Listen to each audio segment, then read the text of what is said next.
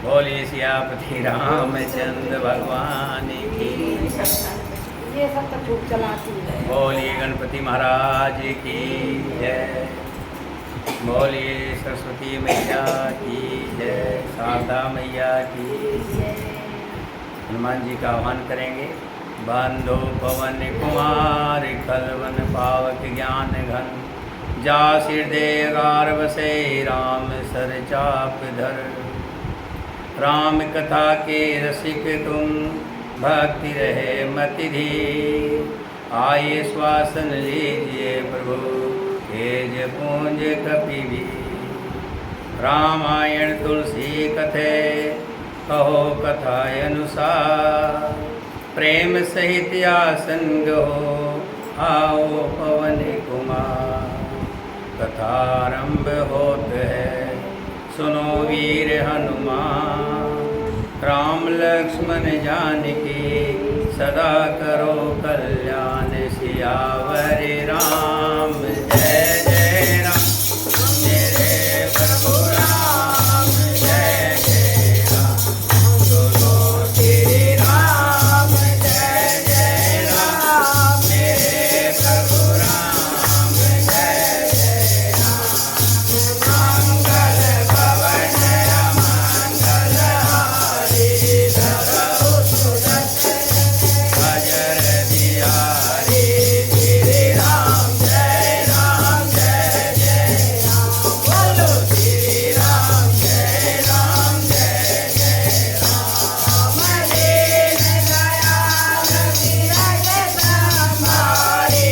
हरहु नाथ मम संकट हारी। श्री राम जय राम। बोलो श्री राम जय राम। कहे परस्पर भावड़ काजू सकल चले कर साज ही साजू। जेहि राखे रहो घर रखवारी। सो जाने जन गर्दन मारी।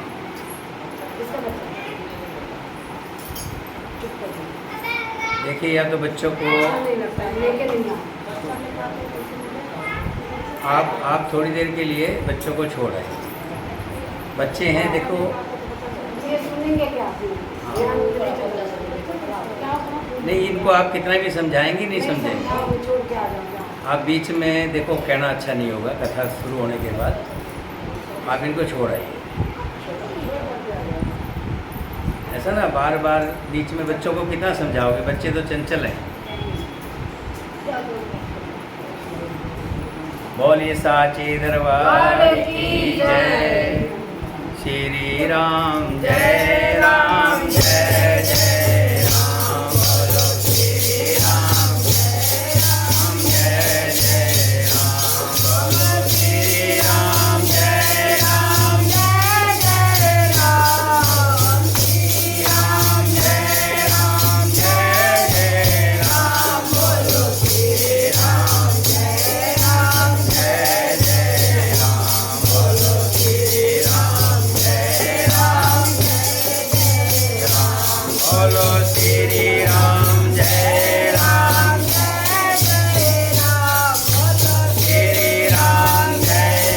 जय जय राम। बोलो श्री राम जय राम जय राम। बोलो श्री राम जय राम जय राम। बोले सियापति रामचंद्र भगवान की।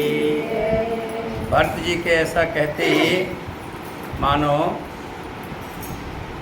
सबके चेहरे पर खुशी छा गई। सभी श्री राम जी के मिलने के लिए जाने के लिए तैयार हो रहे हैं।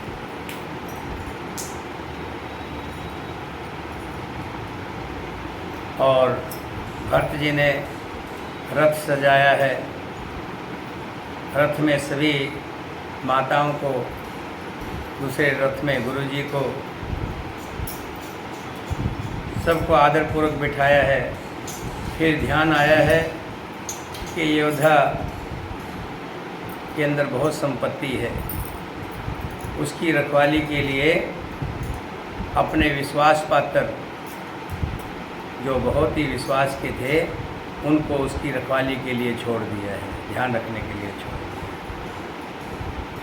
भरत जी कह रहे हैं संपत्ति सब रघुपति के आई, सारी संपत्ति श्री रघुनाथ जी की है।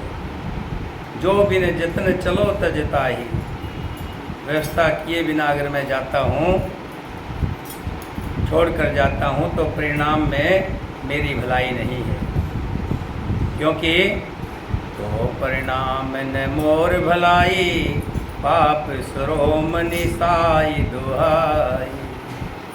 क्योंकि स्वामी का द्रोह सब पापों में शिरोमणि श्रेष्ठ है। भरत जी ने सबको सब भेद समझाकर फिर उत्तम धर्म बतलाया और जो जिस योग्य था उसे उसी योग्य काम पर नियुक्त कर दिया, रखवाली के लिए नियुक्त कर दिया। सब व्यवस्था करके रक्षकों को रखकर भरत जी राम माता कौशल्या जी के पास गए। भारत जननी जान सब भरत सने सुजान, कहो बनावन पाल की सजन सुखासन जान। स्नेह के सुजान, प्रेम के तत्व को जानने वाले भरत जी ने सब माताओं को दुखी जानकर उनके लिए पालकियां तैयार करने के लिए, सुखासन यान सुखपाल सजाने के लिए कहा। नगर के नर नारी चकवे चकवी की भांति हृदय में अत्यंत आर्त होकर प्रातःकाल का होना चाहते हैं, जल्दी से प्रातःकाल हो जाए। सारी रात जागते जागते सवेरा हो गया। तब भरत जी ने चतुर मंत्रियों को बुलाया और कहा तिलक का सामान ले चलो। वन में ही मुनि वशिष्ठ जी श्री रामचंद्र जी को राज्य दे देंगे, वहीं पर राज तिलक कर देंगे। जल्दी जाओ और सभी सामान सजा करके ले आओ। ये सुनकर मंत्रियों ने वंदना की और तुरंत घोड़े, रथ और हाथी सजवा दिए। सबसे पहले मुनि वशिष्ठ जी और वशिष्ठ जी की जो गुरु पत्नी थी उनका नाम क्या था? वशिष्ठ जी की जो पत्नी थी उनका नाम क्या था? मैं बार बार आपको कहता हूँ ये चीज़ें आपको दिमाग में रखनी। वशिष्ठ जी अरुंधति, क्या था? अरुंधति।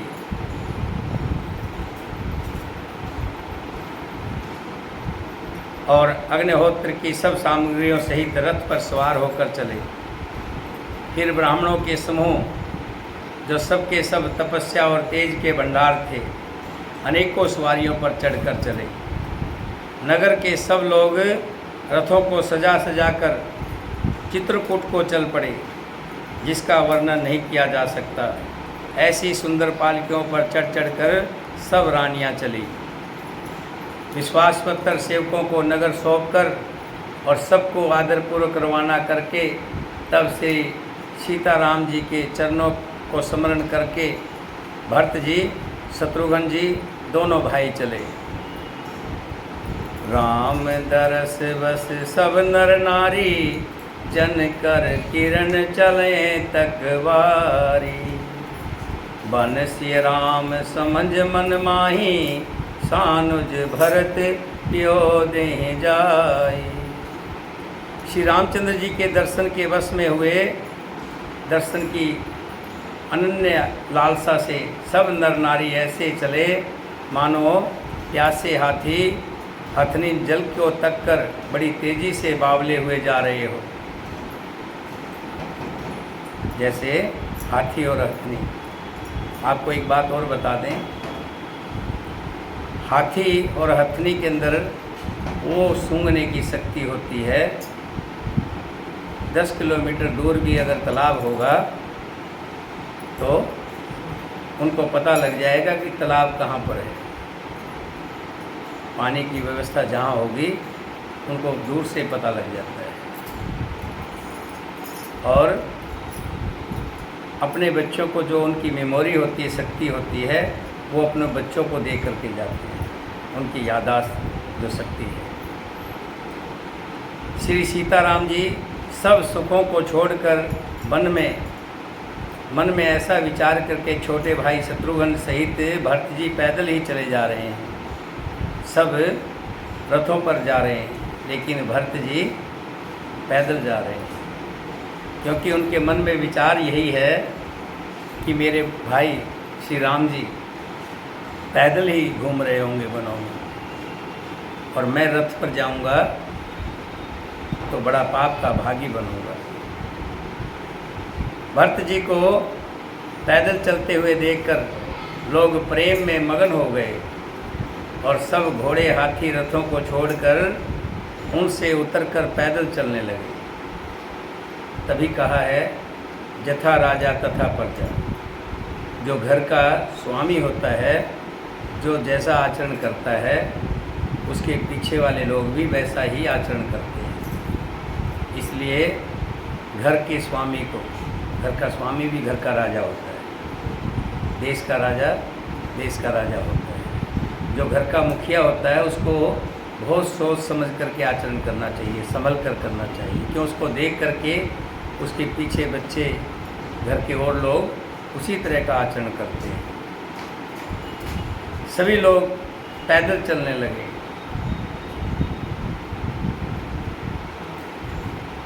तब श्री रामचंद्र जी की माता कौशल्या जी भरत जी के पास जाकर और अपनी पालकी उनके समीप खड़ी करके कोमल वाणी में बोली, हे बेटा, माता बलैया लेती है,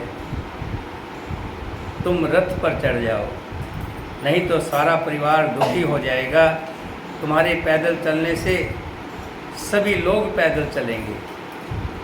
शोक के मारे सब दुबले हो रहे हैं, पैदल रास्ते में पैदल चलने के योग्य नहीं है। माता की आज्ञा को सिर चढ़ाकर और उनके चरणों में सिर नवाकर दोनों भाई रथ पर चढ़कर चलने लगे। लेकिन ध्यान रखना, यहाँ भरत जी लोगों को दिखाई दे रहे हैं रथ पर चढ़े हुए, लेकिन भरत रथ पर चढ़े नहीं हैं, पैदल चल रहे हैं। सिर्फ लोगों की दृष्टि, जितने आए साथ में चल रहे हैं, उनकी दृष्टि में ऐसा लग रहा है कि भरत जी और शत्रुघ्न जी रथ पर चल रहे हैं। पहले दिन तमसा नदी के किनारे पर आए हैं, जैसे श्री राम जी आए थे, और दूसरा मुकाम गोमती के तीर पर किया है। कोई दूध पीते और कुछ नहीं खाते, कोई सिर्फ फलाहार करते हैं, और कुछ लोग दिन में एक ही बार लेते हैं, यानी कि उपवास रख रहे हैं।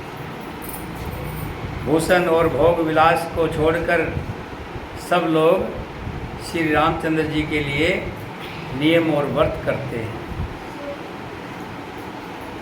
रात भर सई नदी के तीर पर निवास करके सवेरे वहाँ से चल दिए।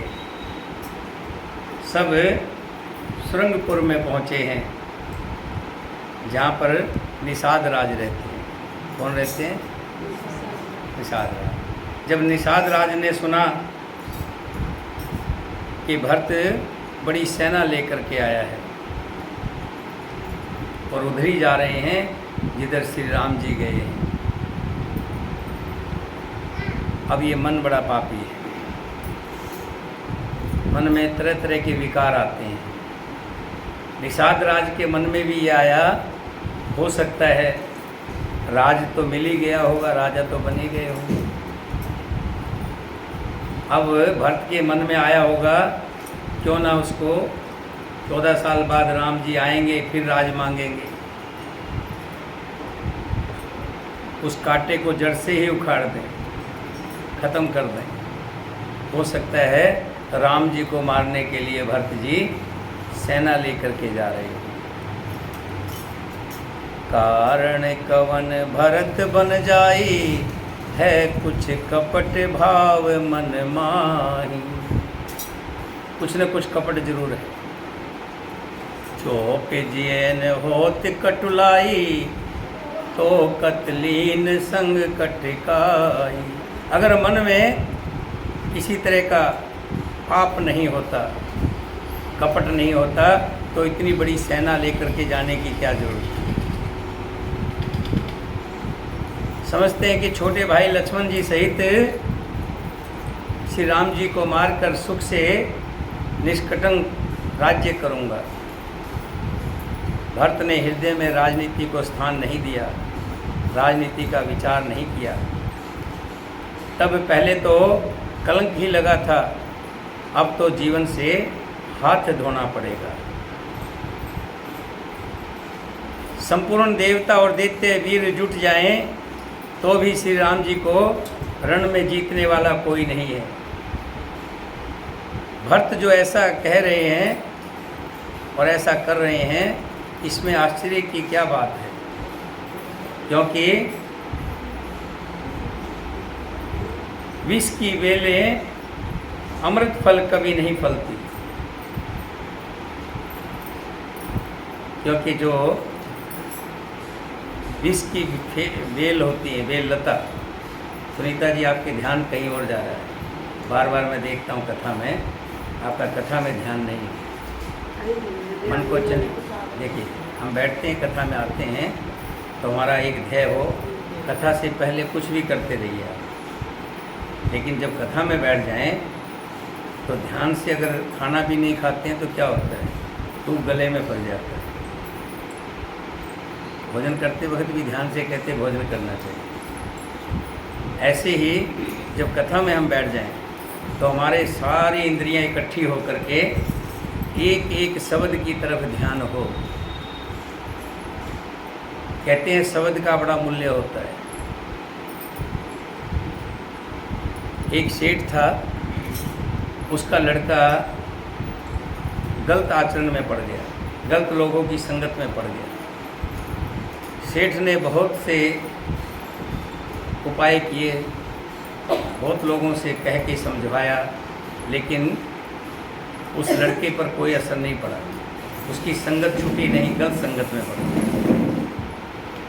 गलत संगत क्या है? चोरी करना।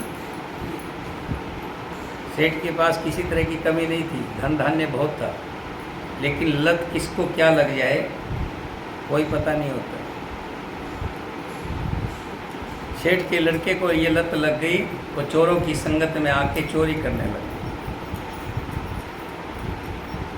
तब एक संत आए और संत से अपनी बात कही सेठ ने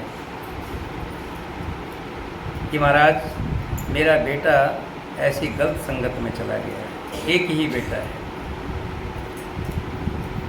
तब संतों ने कहा कि आप अपने घर में श्री राम कथा रखवाइए। अगर राम कथा का एक शब्द भी कान में पड़ गया, एक शब्द, तब भी इसकी जो गंदी आदत है ये छूट जाएगी, चोरी करने की आदत छूट जाएगी। सेठ ने कहा प्रभु जो आपकी आज्ञा है, मुझे आदेश करें मुझे क्या करना है। साज सामान सजा दिया सब कुछ, कहाँ कहाँ कथा होनी है, कैसे होना है, क्या सामान चाहिए, व्यवस्था सारी सेठ ने की। संत कथा करने शुरू कर दिया। सेठ के लड़के को पता लग गया ये कथा जो हो रही है ये मेरी चोरी की लत छुड़ाने के लिए हो रही है। और छुटेगी कैसे? अगर एक भी शब्द कान में पड़ गया तो मेरी चोरी की लत छूट जाएगी। अब उस लड़के ने क्या काम किया, घर में जब घुसता तो कान में रुई रख लेता, दोनों कानों में, दोनों कानों में रुई रख लेता कि कोई शब्द मेरे कान में ना चला जाए। और कहते हैं जिस चीज़ से बचता है आदमी वही चीज़ उसके साथ होकर के रहती है, ये प्रकृति का नियम है।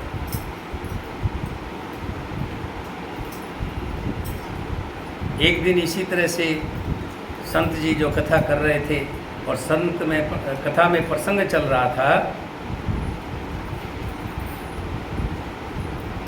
देवी देवता जो होते हैं उनके परछाई नहीं होती। देवी देवता जो होते हैं, देवी देवता मतलब प्रेत, देवता, भूत, मनुष्य को छोड़कर और किसी में भी परछाई नहीं होती, पशु पक्षियों में होती है, लेकिन जो प्रेत हैं, भूत हैं, देवी देवता हैं, उनकी परछाई नहीं होती। अब वो टॉपिक सेठ के लड़के के कान में घुस गया। जैसे ही कान में घुसा, अब उसको चिंता हो गई, अब तो मेरी चोरी छूट जाएगी, अब तो मेरी चोरी छूट जाएगी, यानी कि मेरा धंधा छूट जाएगा। धंधा ही बना रखा था उसने, अब तो मेरी चोरी छूट जाएगी। बड़ा परेशान है। एक दिन तीनों ने मिलकर के, और भी जो दोस्त थे, राजा के घर में चोरी की। राजा के घर से सोने की ईंट थी, 5 किलो की सोने की ईंट थी। ईंट को चुरा लिया और उसको चुरा करके वहाँ से लापता हो गए। सुबह राजा ने देखा खजाने में से 5 किलो की ईंट गायब है। राजा ने मीटिंग बुलाई, मंत्री बुलाए, सब बैठ करके विचार किया कि चोरी किसने की होगी। होगा तो कोई अपनी नगरी का, बाहर का तो नहीं है।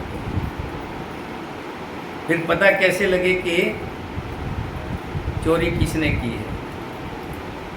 राजा के दरबार में एक नाई था। नाई बहुत समझदार और सियाना होता है, बुद्धि एक्स्ट्रा होती है। उसने कहा, महाराज इनाम की राशि बताओ क्या होगा, इनाम बताओ क्या होगा। राजा ने कहा, जो ऐसा काम करके लाएगा, पकड़ाएगा चोरों को, उसको मुंह मांगा इनाम दिया जाएगा, जो मुंह से मांगेगा वही। तो कहने लगा, महाराज ठीक है, सुबह मैं आपको चोरों को पकड़वा दूँ। वहाँ से सभा खत्म हुई। उस नाई ने अपना वेश बनाया देवी माता का, और मंदिर में जाकर के देवी की जगह बैठ गया। तस्वीर को एक साइड कर दिया और वहाँ पर बैठ गया, क्योंकि जानता था कि जितने भी चोर हैं सबसे पहले मंदिर में ही आते हैं, देवी के मंदिर में। आजकल के चोर नहीं है, जो सोने की ईंट चुरा सकता तो कैसा चोर होगा। आते हैं और आकर के माता का ही वहाँ रखते हैं, उसके बाद उसका बंटवारा करते हैं। और हुआ भी वैसे ही। तीनों चोर माता के मंदिर में पहुँचे शाम को। मंदिर के आगे ईंट रख दी सोने की। कहा, हे माता रानी, ये संपत्ति तुम्हारी है, स्वीकार करो।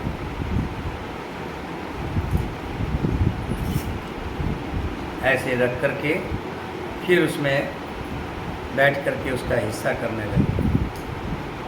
तभी अंदर से आवाज़ आई, जो माता बन करके बैठे हुए था, कहने लगा, अरे मूर्खो, मैं तुमसे बड़ी क्रोधित हूँ। तुमने बहुत बड़ा जुल्म किया है। जो राजा देश का पालनहार होता है, तुमने उसको भी नहीं छोड़ा, तुमने उसी के घर में चोरी की। मैं तुम्हें जान से नहीं छोड़ूंगी, जान से मार दूंगी। वो हाथ जोड़ रहे हैं, प्रार्थना कर रहे हैं, लेकिन वो माता के वेश में उठे। उठ करके तलवार लेकर के, जैसे ही तलवार लेके उनके पीछे भागी तो तीनों भाग लिए वहाँ से। भागते भागते वो आगे भाग रहे हैं, वो माता बन करके पीछे भाग रहे। एक इधर भाग गया, एक इधर भाग गया, और सेठ का लड़का पीछे पीछे, उसके पीछे माता बने हुए जो नाऊ महाराज है वो जा रहे हैं। अब राजा के लड़के को, सेठ के लड़के को हो गया कि अब तो तू गया, तू बचेगा नहीं, तेरे प्राण गए, आज माता तुझे छोड़ेगी नहीं। तभी क्या देखा कि जो माता पीछे आ रही है, उसकी परछाई पीछे पीछे चल रही है। तो उसका कथा में जो प्रसंग चल रहा था कि देवी देवताओं की परछाई नहीं होती, उस परछाई को देख करके तुरंत समझ गया ये कोई बहरूपिया है जो मेरे पीछे दौड़ रहा है, माता रानी नहीं है। अगर माता रानी होती तो उसकी परछाई होती। उसने तुरंत वापस मुड़ा और तलवार हाथ से छीनी और गला पकड़ा और वहीं उसका काम तमाम कर दिया। वापस घर पे आया, मन में विचार किया कि कथा का एक शब्द सुनने से आज जान बच गई, और पूरी कथा सुन ली होती तो पता नहीं कहाँ से कहाँ तर जाता है। कोई बात लग जाती है किसी के दिमाग में। उसी दिन से उस लड़के ने सब चोरी छोड़ दी, बुरी संगत छोड़ दी। देखिए, प्रार्थना ये है कि इन बच्चों को, देखो मैं बार बार कह रहा हूँ, ये बार बार कहीं चोट भी खा जाएंगे, इनको छोड़ाइए जिसके भी है। चलो घर बाद में आना है, प्रसाद लेना। नहीं बेटा, ऐसे नहीं करना। हाँ? नहीं, इनको नहीं, वो नहीं मिलेगा, घर पे मिलेगा। चलो हाँ, बाद में आना। ये बार बार आपका भी बच्चा ऐसे ऐसे कर रहा है। कुछ बच्चों की आदत है, बच्चों की गलती नहीं है इसमें। आपको कह रहा हूँ मैं, पहले भी कहा था, ये बच्चा ये बार बार कुर्सी हिलाएगा, ध्यान उधर जाएगा। छोड़ाइए आप, कोई दिक्कत नहीं है। बच्चे को कहा सुन नहीं रहे हैं, इनको कोई ज्ञान नहीं मिल रहा, इनको कोई बुद्धि नहीं है कि जो ये ध्यान से सुनेंगे। जो 50 गौरों को डिस्टर्ब करे तो उसको एक को छोड़ आना चाहिए।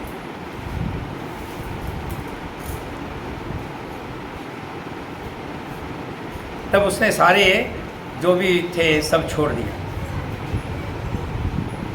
जितने भी बुरे कर्म थे सब छोड़ करके अच्छा इंसान बन गया। शब्द जो है, इसलिए जब भी कथा में बैठें, जितनी देर की कथा हो, देखिए हम ये व्रत कर रहे हैं, बहुत बड़ा व्रत है। सबके घर में बेड लगे हुए हैं, सबके घर में टीवी लगे हुए हैं।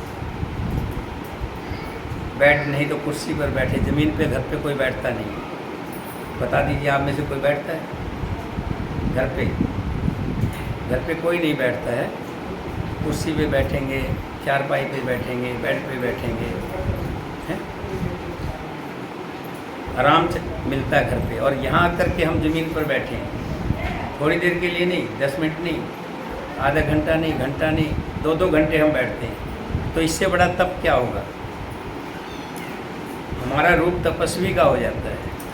और तपस्वी होकर के, कल बताया था कि जो तपस्वी हो जाए और उसका ध्यान सत्संग में ना लगे तो उसकी सोच करनी चाहिए, उसका दुख मनाना चाहिए। राजा दशरथ का दुख मनाने की जरूरत नहीं है। दुख किसका मनाना चाहिए बताए थे ना, 12 चीज़ें बताई थी, किस किस का दुख मानना चाहिए। हम तपस्या कर रहे हैं और तपस्या इतना छोड़ करके घर बार और बैठ करके अगर हमने कथा नहीं सुनी तो बेकार है हमारा बैठना। अब जो मन में विचार कर रहे हैं, कौन? निषाद राज, कि भरत आ रहा है, मन में कपट लेकर के आ रहा है। वो चाह रहा है कि राम लक्ष्मण को मार करके सदा के लिए कांटे को बाहर निकाल दे। ना रहेगा बांस, ना बजेगी बांसुरी, ना 14 साल बाद राम आएंगे और आकर के राज नहीं छीनेंगे। लेकिन देखिए क्या करें निषाद राज, कह रहे अगर ब्रह्मा विष्णु भी आ जाएं, सब देवता इकट्ठे हो जाएं और श्री राम जी से युद्ध करना चाहें तो वो भी युद्ध में श्री राम को जीत नहीं सकते। क्यों कह रहे हैं मालूम है? जब तक कोई किसी को नहीं जानता तब तक के लिए उसके लिए साधारण आदमी है। जब उसकी संगत में आ जाता तो जान लेता कि ये व्यक्ति कैसा है, कितना ताकतवर है, कितना निर्बल है, कितना डरपोक है, कितना कमज़ोर है, क्या कमियां हैं, क्या अच्छाइयां हैं। और निषाद राज श्री राम जी की संगत में आ चुके हैं। एक दिन रहे, एक दिन नहीं, उसके साथ आगे भी चले हैं। तो सारा जान चुके हैं कि श्री राम जी साधारण नहीं है, सच्चिदानंद हैं, श्री हरि हैं। अस विचारे गो ज्ञात सन, कहे सजग सब हो। अपनी जाति वाले सब लोगों को कहते हैं सब सजग हो जाओ, तलवार भाले जो भी सामान है अपना उठा लो, सब सचेत हो जाओ। और जितनी नावें हैं, नाव रखी हैं जो, इन सब को कब्जे में कर लो। कोई भी पार ना जाना चाहे, कोई पार ना करने पाए। अस विचारे गो ज्ञात सन, कहो सजग सब हो। हथवा सोह बारह तरणे, कीजे घाटा रो। सियावर राम जय।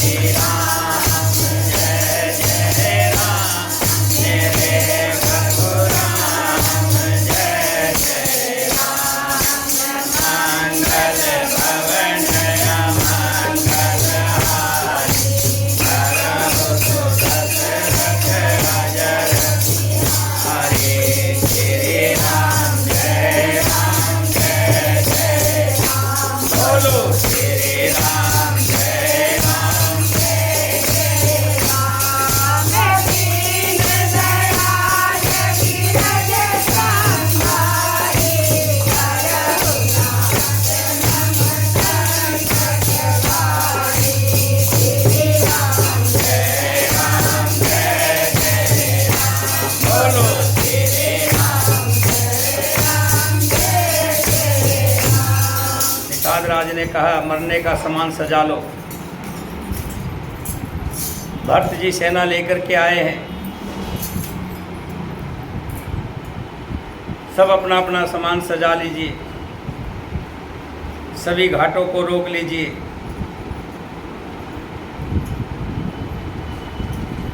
भरत के साथ लड़कर मरने के लिए तैयार हो जाओ।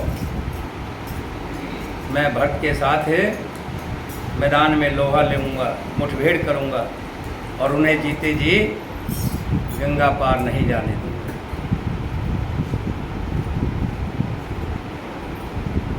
कितना मेरे लिए सौभाग्य होगा। देखिए कितने बड़े विचार हैं। एक तो मरूंगा तो रण में मरूंगा, युद्ध करके मरूंगा। दूसरा गंगा जी का घाट होगा। कहाँ मरूंगा? गंगा जी के घाट पर। पहले तो ऐसे नहीं मरूंगा, युद्ध करके मरूंगा। युद्ध में मरना, कहते हैं युद्ध में मरना। अगर कोई सेना सिपाही बन करके देश की रक्षा करने के लिए जाता है और बॉर्डर पे मरता है तो उसको शहीद कहते हैं। व्यक्ति वही होता है, घर में मरेगा तो उसको शहीद नहीं कहेंगे और बॉर्डर पे मरेगा तो शहीद कहेंगे। निषाद राज जी कह रहे हैं युद्ध में मरूंगा, या तो मारूंगा या मरूंगा। और फिर गंगा जी का तट होगा, गंगा जी के किनारे। तीसरा श्री राम जी का काज होगा। किसके लिए मर रहा है ये भी देखना होता है, किस काम के लिए मर रहा है। मैंने परसों भी बताया था, अगर कोई भगवान के मंदिर की तरफ जाता है, रास्ते में ठोकर लगे, गिर गया, मर गया, हार्ट अटैक हो गया, कोई बात हुई तो लोग कहेंगे क्या मंदिर जा रहा था। ऐसा हो गया। देखिए कितना धर्मात्मी था। ऐसे ही कोई व्यक्ति शराब खाने पर मर जाए तो लोग मुंह पे नहीं कहेंगे तो पीछे से जरूर कहेंगे। निषाद राज जी कह रहे हैं ये सन भंगुर शरीर है, इसको मरना तो है ही है, नाश तो होना ही है। और मैं मरूंगा किसके हाथ से ये भी देखिए। अगर मरूंगा भी तो किसके हाथ से? भरत के हाथ से, एक राजा के हाथ से। छोटे मोटे व्यक्ति से नहीं मरूंगा। वो राजा होंगे और मैं नीच सेवक होऊंगा। बड़े भाग्य से ऐसी मृत्यु मिलती है।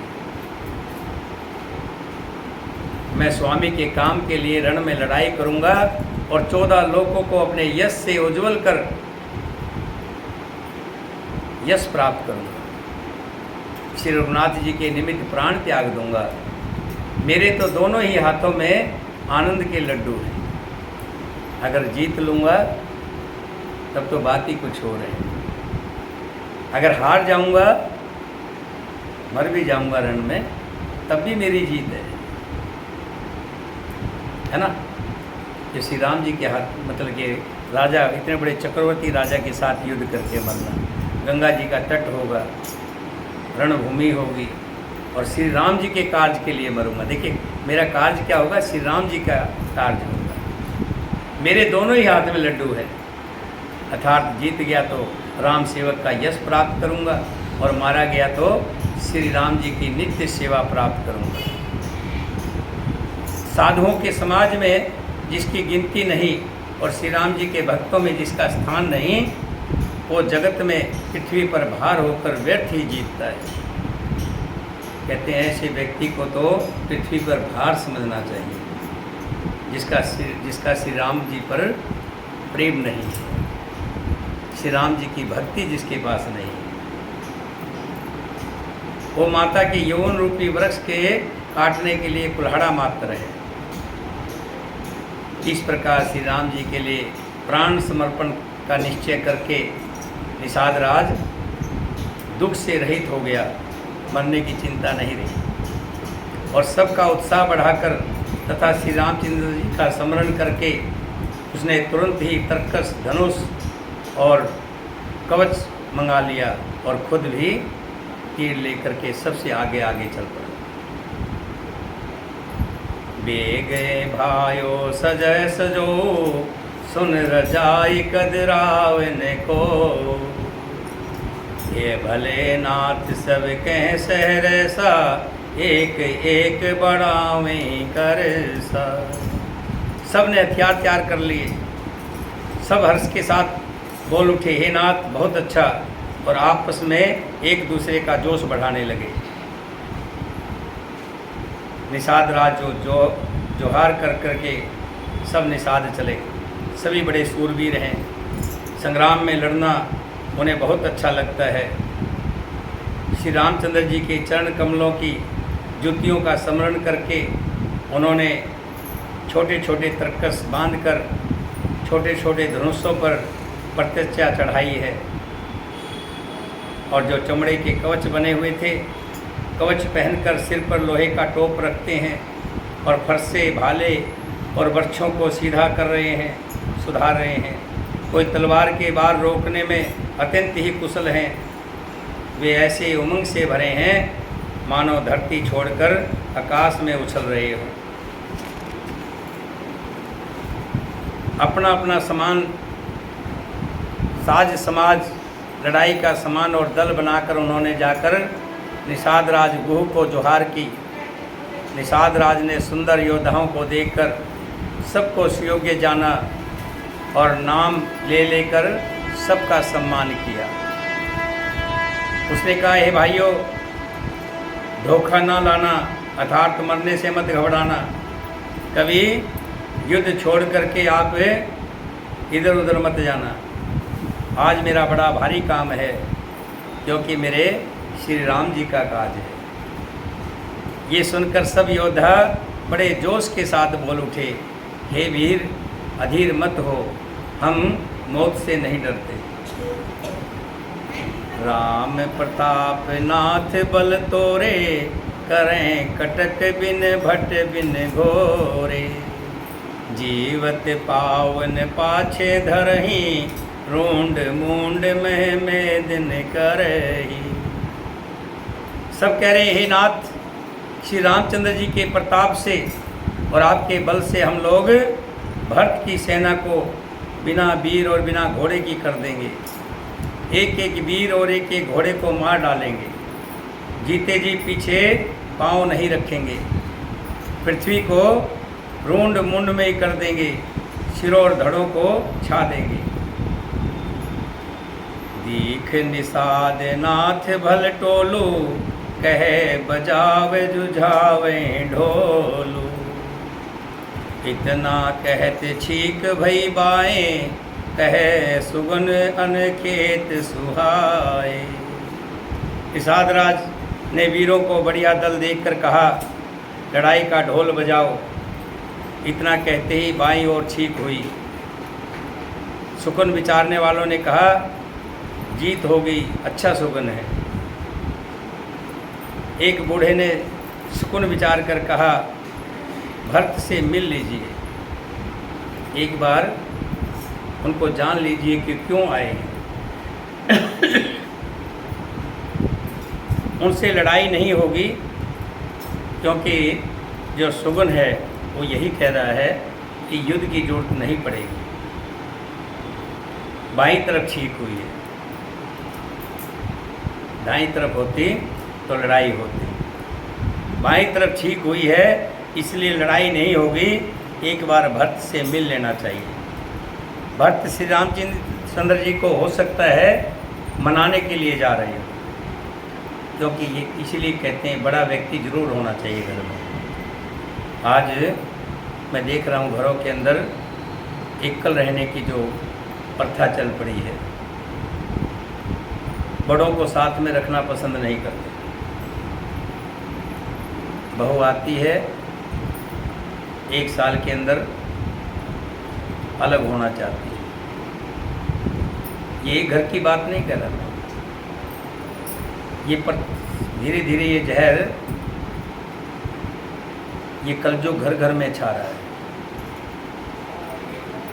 शादी को 1 साल नहीं होता है तो पता लगता है लड़के को बहका करके लड़की अलग रह रही है।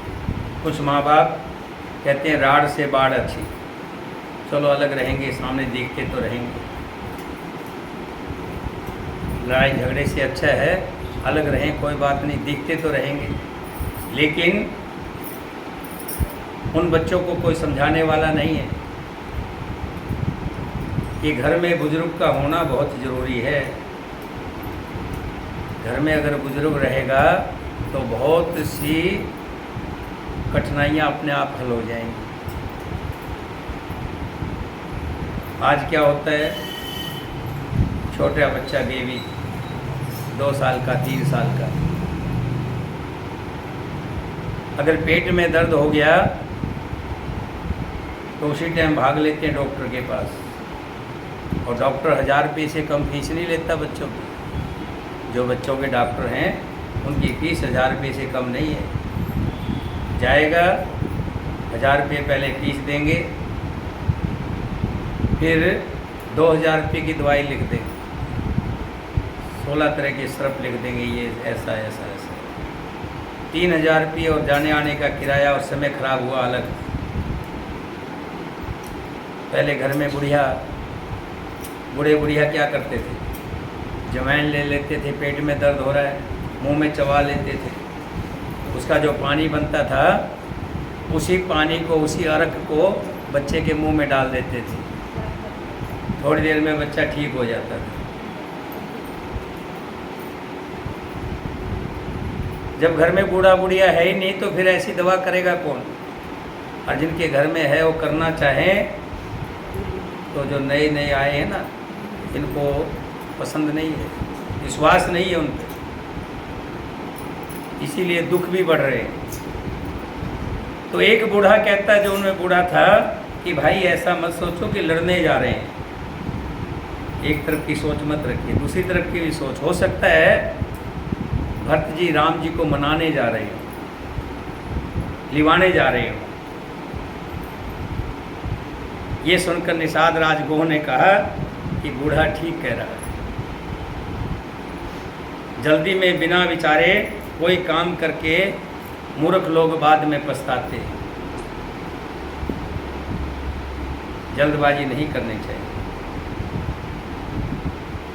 एक बार एक बहुत बड़ा बंजारा था। बंजारे कौन होते थे? बहुत बड़े, जो बड़े बड़े व्यापार करते थे, जिनके जहाज चलते थे, जहाज़ों में व्यापार करते थे। उसको बहुत बड़ा घाटा लग गया। घाटा लग गया तो जिस दूसरे सेठ का पैसा देना था, तो उसके पास अपना कुत्ता जो था, एक पालतू कुत्ता, उसके पास गिरवी रख दिया। देखिए कितना बड़ा पहले के लोगों में विश्वास होता था। आजकल तो कहें कि कुत्ते को हम क्या करेंगे, 50 लाख रुपए देने हैं, हम कुत्ते को सिर में मारेंगे क्या? लेकिन पहले के लोगों में एक विश्वास होता था और आन होती थी। आन ये होती थी कि तुमने मेरे यहाँ गिरवी रखा हुआ है। सिर झुक जाता था उसके सामने, जिसके यहाँ गिरवी रखा होता था, उसके आगे सिर नहीं उठता था, चाहे वो बाद में कितना ही करोड़पति अरबपति बन जाए। मैं किसी दिन समय होगा तो आपको कथा सुनाऊंगा। किसी सेठ ने अपना एक लोटा किसी समय में गिरवी रखा था, बाद में बहुत बड़ा हो गया था, लेकिन वो लोटा नहीं छुड़ा पाया था। लोटा छुड़ाने के लिए उसने अनाप शनाप धन दे के लोटा छुड़ाया था। क्योंकि बंजारे का जो कुत्ता था, उसने अपने जिससे कर्ज ले रखा था उसके पास गिरवी रख दिया कि जब समय आएगा तो मैं इसको छुड़ा लूँगा। उस समय बीता, वो कुत्ता दूसरे सेठ के पास रह रहा है। एक दिन उस सेठ के यहाँ चोर घुसे। उन्होंने सेठ के यहाँ का जितना भी सोना चांदी जेवरात था सब गठड़ी में बांध लिया और लेकर के चल दी। और इसको वो कुत्ता देख रहा था। कुत्ता उनके पीछे पीछे चला गया। उन्होंने देखा कि कुत्ते ने कि गांव के बाहर एक तालाब है, तालाब के किनारे मिट्टी खोद करके उसके अंदर सारा जेवर दबा दिया, वो धन सारा वहाँ दबा दिया। सुबह सेठ की आंख खुली और देखा तिजोरी खुली पड़ी है, सारा खजाना गायब है, सारा खजाना गायब। माथे पे हाथ रख करके रोने लगा, पीटने लगा। तभी जो कुत्ता बैठा था उसका नाम शेरू था। उसने धोती पकड़ी सेठ की और खींच रहा है। कुछ लोग कहने लगे कि देखो भाई, कुछ ये कुत्ता कहना चाहता है। कुत्ता धोती पकड़ के आगे आगे जा रहा है और पीछे पीछे सेठ और कुछ लोग जा रहे हैं। तालाब के पास गया कुत्ता तो उसने वहाँ की ज़मीन खोदी पंजों से, अपने पंजों से, और सारा जो धन माल खजाना था वो सारा निकला है। सेठ ने अपना धन देखा, धन बच गया है मेरा, और इस कुत्ते की वजह से बचा है। सेठ बड़ा खुश हुआ। घर आया, घर आकर के उसने एक चिट्ठी लिखी कि तुम्हारे कुत्ते की वजह से, यानी शेरू की वजह से मेरा बहुत बड़ा लाभ हुआ है, और मेरा जो आपके ऊपर ऋण था मैंने सब माफ़ कर दिया है। अब मेरा आपकी तरफ कोई भी ऋण नहीं है। और वो चिट्ठी जो है उसके गले में डाल दी और उसको कहा जाइए अपने मालिक के पास, मैंने आज़ाद किया। जैसे वो बेल खोली और वहाँ से शेरू भागा, भागता भागता आ रहा है। दूर से सेठ की नज़र गई बंजारे की कि ये भाग करके आ गया है, इसने मेरी नाक कटवा दी है, मैं समाज में रहने लायक नहीं रहूँगा। मैंने इसको गिरवी रखा था और ये भाग आया है। बड़ा गुस्सा हुआ, बड़ा दुखी हुआ, अंदर गया, अंदर से तलवार निकाल करके लाया, और तलवार निकाल के जैसे ही शेरू आके ऊपर चढ़ने लगा, दूर से जोर से तलवार खींच के मारी और उसकी गर्दन अलग कर दी। गर्दन अलग कर दी। गर्दन में जो चिट्ठी रखी हुई थी, वो चिट्ठी को खोल करके जब पढ़ा तो बहुत पछताया, बहुत पछताया। अब निषाद राज वही कह रहे कि बूढ़ा ठीक कह रहा है, जल्दबाजी में कोई काम नहीं करना चाहिए। बिना विचारे बिना सोचे काम करने में हानि होती है और मूर्ख लोग बाद में पछताते हैं। भक्त जी का स्वभाव समझे बिना युद्ध की बात करना ठीक नहीं है। गहो घाट भट्ट सिमट सब लेओ मरम मिल जाय, बूझ मित्र अरि मध्य गति तस तब कर हो आय सियावर।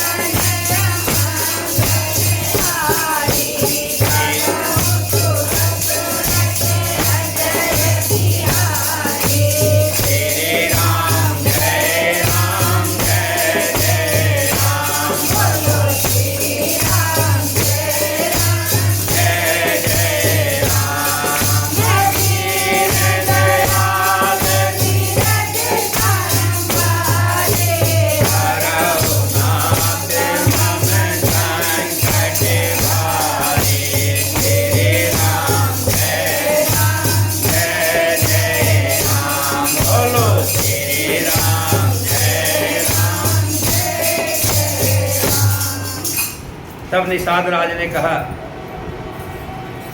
कि तुम अपना सामान जो खाने में टोकरियां भर के लाए थे श्री राम जी के लिए, इसी तरह से कंद मूल फल सजा कर ले आइए। मैं लेकर के जाऊंगा। अगर किस भाव से आए हैं, किस विचार से आए हैं, देखना, ध्यान रखना। स्नेह, बैर और प्रेम आंखों में निकलाता हुआ।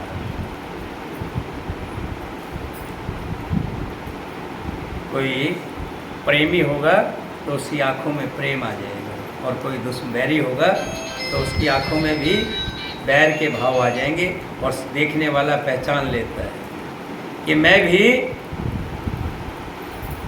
कंदमूल फल लेकर के जाऊंगा। और भक्त के स्वभाव को देख करके कि वो किस भाव से आया है, तो मैं तुम्हें इशारा कर दूंगा, समझ जाना। अगर वो प्रेम भाव से आया है फिर तो हम सादर के साथ उनको लेवाए हैं। अगर वो दुश्मनी के भाव से आया है तो फिर हम यहीं पर निपटा दें। निषाद राज जी लेकर के गए हैं कंद मूल फल सब सजा करके, और जैसे ही चले हैं तो शुभ सुकुन होने लगे हैं। रास्ते से नेवला रास्ता काट गया है। सुकुन जो होते हैं ये अच्छे और बुरे आज के नहीं बने हुए, प्रभु के समय के बने हुए। नेवला रास्ता काट गया तो कहा मंगलदायक सुकुन हुआ है, अच्छा सुकुन हुआ है। देख दूर ते कहे निज और नामो, दूर ते ही देख करके अपना नाम बताया दूर से। किसको? विशिष्ट मुनि जी। देख दूर ते कह निज नामो, कीन मुनीस दंड परिणामो। जान राम प्रिय दीन असीसा, भरत ही कहो बुझाओ मुनीसा। निषाद राज ने मुनिराज विशिष्ट जी को देखकर अपना नाम बतलाकर दूर से ही दंडवत प्रणाम किया। जानते दूर से क्यों किया?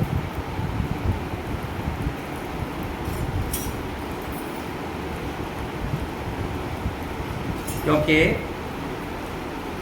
निषाद राज भले ही जंगल का राजा हो, लेकिन था तो भील कुल से, जंगली कुल से।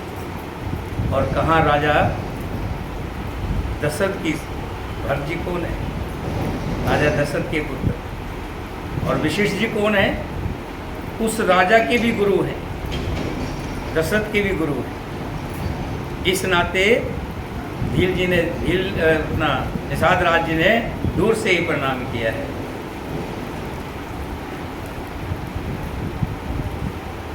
मुनीश्वर वशिष्ठ जी ने उनको राम का प्यारा जानकर आशीर्वाद दिया और भरत जी को समझाकर कहा कि जो ये राम राम कर रहा है, देखिए राम राम कोई दूसरा नहीं करेगा, ध्यान रखना।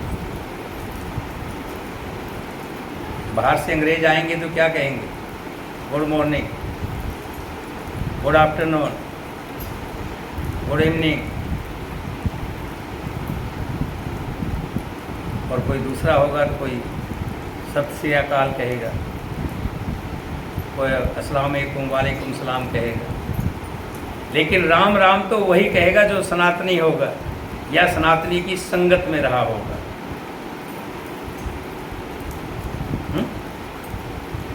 संगत का भी प्रभाव होता है।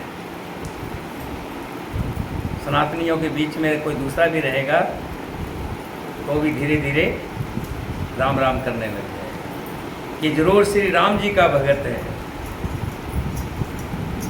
दंडवत की है, राम राम कहा है, भक्त को समझाया है। राम सखा सुन सदन त्यागा, चलें उतर उमगत अनुराग। गाव जात गो नाव सुनाई, कीन जोहार माथ महिलाई। ये श्री राम का मित्र है। इतना सुनते ही भरत जी ने रथ त्याग दिया है। वे रथ से उतरकर प्रेम में उमगते हुए चले। निषाद राज गोह ने अपना गांव, जाति और नाम सुनाकर पृथ्वी पर माथा टेक कर जोहार की है भरत जी को। दंडवत करते देखकर भरत जी ने, देखिए कितना बड़ा भाग्य पाया है निषाद राज जी। जैसे लोहा कहीं पारस से मिल जाए तो सोना हो जाता है। श्री राम जी के साथ 4 दिन रहने से, कहते ना राम के नाम में क्या फायदा है। बहुत से लोग कहते कथा सत्संग में क्या रखा है, क्या मिलता है। मात्र 4-5 दिन ही राम के साथ रहे थे निषाद राज। किसी, हम रेलवे लाइन के साथ जाते हैं ना, वहाँ पर कूड़ा कबाड़ा दिखता है। 4-5 दिन लगातार वहाँ से गुजर जाइए, आपके कपड़ों से भी बदबू आने लग जाएगी।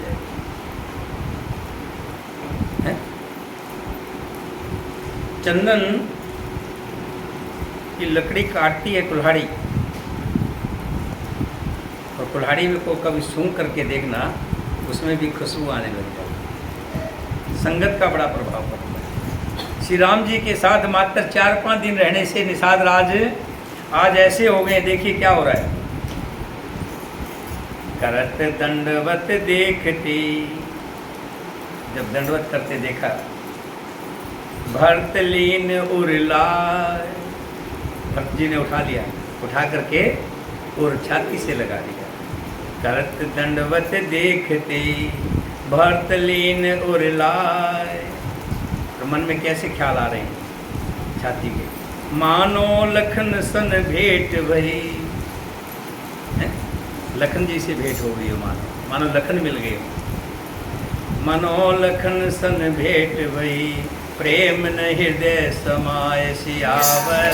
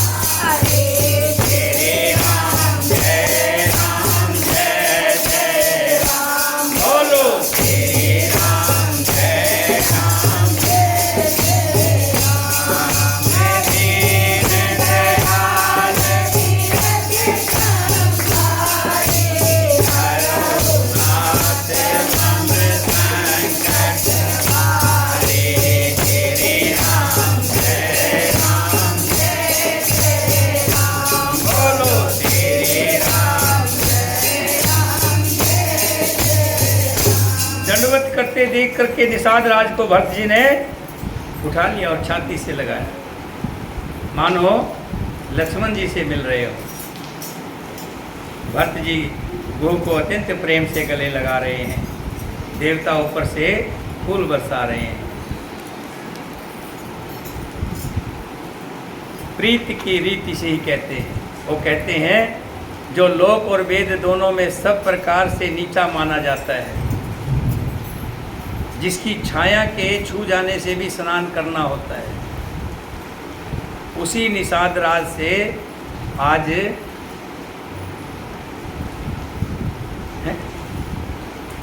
भरत जी जो है आलिंगन हो रहे हैं, छाती से लग करके मिल रहे हैं।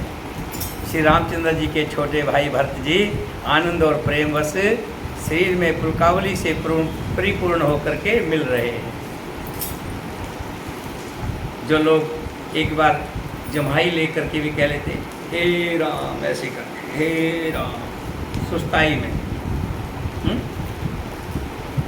आलस से भी जिनके मुंह से राम का नाम उच्चारण हो जाता है, पापों के समूह कोई भी पाप उसके सामने नहीं आते।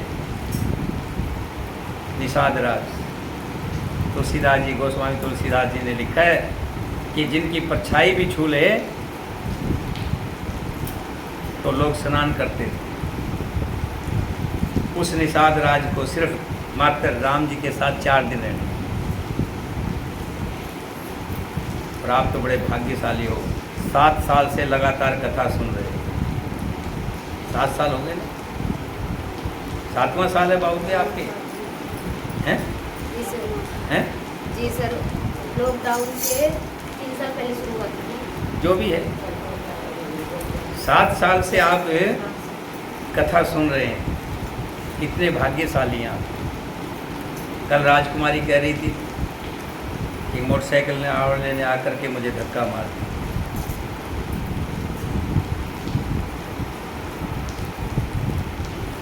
जो श्री हरि के काम में आ रहा हो, आपने वो कथा सुनी होगी, प्रचलित है, बहुत लोग जानते हैं। 2 व्यक्ति जा रहे थे, रास्ते में कथा हो रही थी। ये कहने लगा मैं तो कथा में जाऊंगा। दूसरा कहने लगा मैं तो वहाँ पर गाना बजाना हो रहा है, खूब नाचने वाली आई है, सुना है, मैं तो वहाँ जाऊंगा। वो वहाँ चला गया, वापसी आए, दोनों मिले। कहने लगा भैया नाच भी बहुत अच्छा देखा और 500 का नोट मिला रास्ते में गिरा हुआ। और जो हरि की कथा में बैठा हुआ था वो कहने लगा भैया मेरे तो लंगड़ा के आ रहा था, पैर में लोहे की कील थी, वो लग गई, खून भी रिस रहा है और लंगड़ा भी रहा है। दोनों गुरु के पास गए कि महाराज मैं तो कथा में गया तो मेरे पैर में सूल लग गई, और ये गाने बजाने में गया तो इसको 500 का नोट